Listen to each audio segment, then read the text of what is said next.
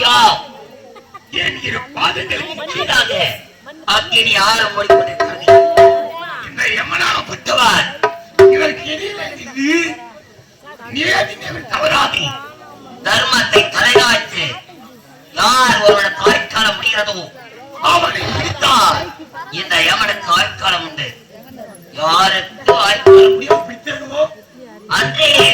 அன்று நேர்மையாகப்பட்டது ஏன் சிறச்சி மீது வீழ்ந்து காக்கை காட்டில் விழுதி அழிக்கு பாவனை எப்போது இது நிலை தவறாக நடப்பதோ அன்று முதல் யமனாக இருந்த நான் தருமன் என்ற பட்டம் பெற்று அன்று முதல் இன்று வந்தால் எனக்கு பெயர்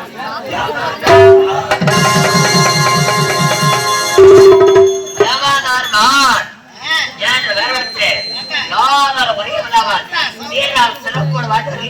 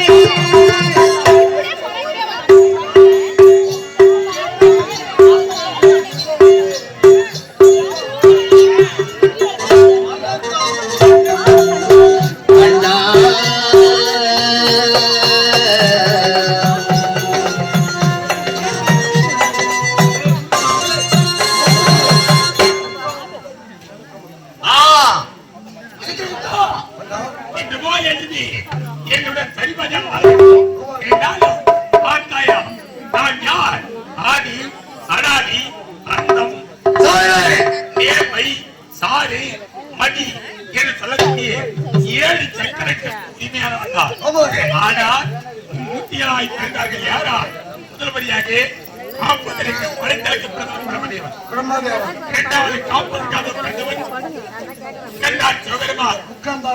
மூன்றாவது அழைப்புக்கு பிறந்தவன் சீமன் நாராயண் இந்த மும்மூர்த்திகள் சேர்ந்தது 7 சக்கரங்கள் இந்த 7 சக்கரங்களுக்கும் என்னை பாதுகாவலர் வைத்தார்கள் எதற்காக நாங்கள் படைக்கின்றோம் ஒருவன் காக்கின்றார் ஒருவன் அளிக்கின்றார் ஆனால் இந்த 3 வேலைகளுக்கும் பாவங்கள் எங்களே வந்து சேரும் இந்த பாவங்கள் எங்களை வந்தடைய வேண்டாம் என்று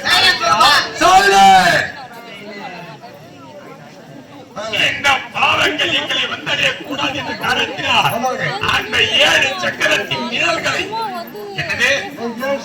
7 சக்கரத்தின் நிழல்களை உனக்காக அளிக்கிறோம் என்பதற்மா இன்று முதல் இன்றுவே பாவக்கணக்கு உண்டாக இருக்கட்டும் புண்ணிய கணக்கு எங்களதாக இருக்கும் எப்படி பாவக்கணக்கு எவனுடையது பாவக்கணக்கு எவனுடையது புண்ணிய கணக்கு இந்த பகவானுடையது அப்படி ஆனால் பாவங்கள் கோடி கோடி கூடி கூடி செய்தாலும் சரி இந்த புண்ணிய காலப்பட்டது அந்த பாவங்களை சரி செய்து கொண்டே வருகிறது எனக்கு என்று யாரும் தெரியாது இருந்தாலும் இதில் விட்டா இந்த பார்த்தாயா இருப்பது ஒரே ஒரு சக்கரம் அந்த சக்கரத்தை பார்க்க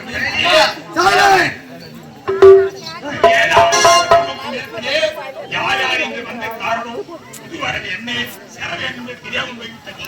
7வது காரணம் என்றால் புதுவரது என்னென்ன யார் புதுவரது